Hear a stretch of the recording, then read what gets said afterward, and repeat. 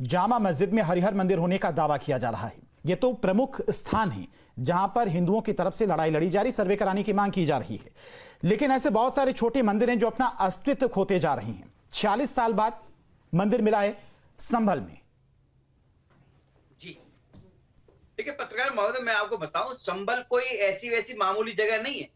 संभल एक ऐतिहासिक धर्म नगरी है जिसका उल्लेख सभी वेदों में है, सभी शास्त्रों में बड़ी अच्छी तरह से किया गया।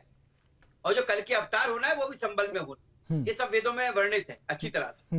अब रही बात देखिए मंदिर, मैं आपको बताऊं जिस तरह से पुलिस प्रशासन संभल का जो बिजली चोरी कर रहे थे उनके लिए एक सर्च ऑपरेशन चला रहा था, जो अतिक्रमण कर रखा था जिन्होंने उनके लिए सर्च ऑपरेशन चला रखा था, उस ऑपरेशन के तहत वो एक मोहल्ले में गए, खग्गूसराय मोहल्ला जिसका नाम, क्योंकि देखिए मैं इसलिए जानता हूं, मैं संभल का निवासी हूं बहुत अच्छी तरह से, मुझे एक एक चीज से वाकिफ हूं मैं वहां।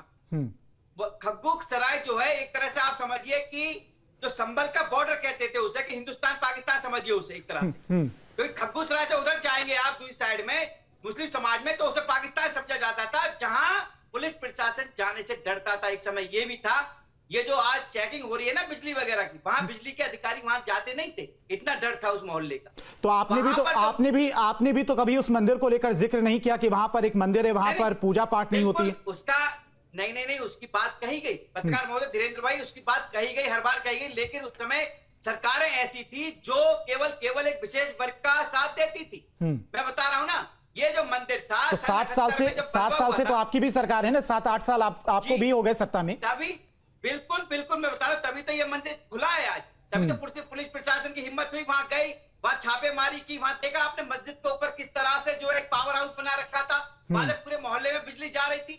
आज यही तो राज है, योगी राज में ही तो पुलिस ने संभव करके दिखाया है।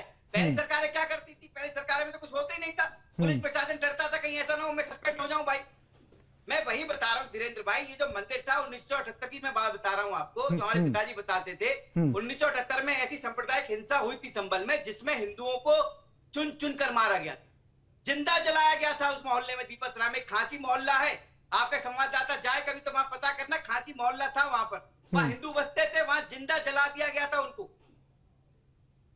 कोई वहां पूछने वाला नहीं था। आज अखिलेश यादव जी जो पत्थरबाज थे, जो पत्थर फेंक रहे थे पुलिस प्रशासन पर, उनको 5-5 लाख रुपए इनाम दे रहे हैं, लेकिन क्या अखिलेश यादव जी ने कभी पूछा कि 1978 के जो बलवा में हिंदू मारे गए उनके परिवार कहां रहते हैं, क्या मैं उनसे मिलना चाहता हूं, उन्हें भी मैं 5-5 लाख रुपए देना चाहता हूं? क्या अखिलेश यादव जी ने ऐसा कहा?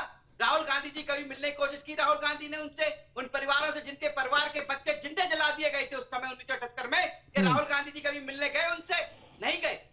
ये केवल ढोंग दिखाते हैं, एक हाथ में संविधान रखते हैं, दूसरे हाथ से उसी संविधान की धज्जियां उड़ाने का काम देश का विपक्ष आज की तारीख में कर रहा है देश में। ठीक है, शिशिर चतुर्वेदी प्रवक्ता हिंदू महासभा वो भी हमारे साथ जुड़ गए हैं। शिशिर जी आपके पास आएंगे, लेकिन उससे पहले मेजर आशीष चतुर्वेदी जी आपसे सवाल है।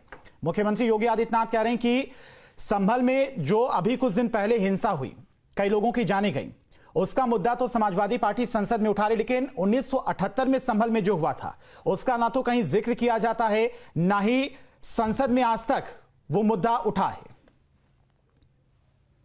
तो अगर संसद में